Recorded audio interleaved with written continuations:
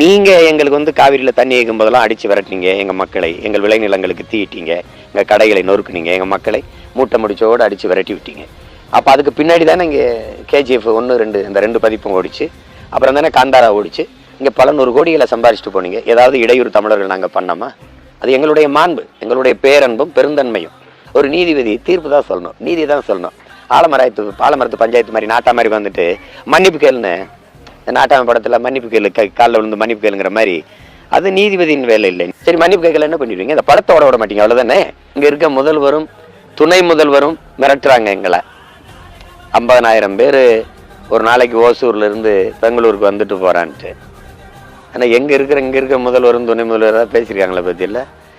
அதனால அது அண்ணன் கமலஹாசன் மேல இது வர்ற மிரட்டலோ இது அச்சுறுத்தலாவோ நான் பார்க்கல. ஒரு தமிழர் என்கிற மூத்த பெருத்த தேசியனத்தை அச்சுறுத்துவதான் பார்க்கிறேன்.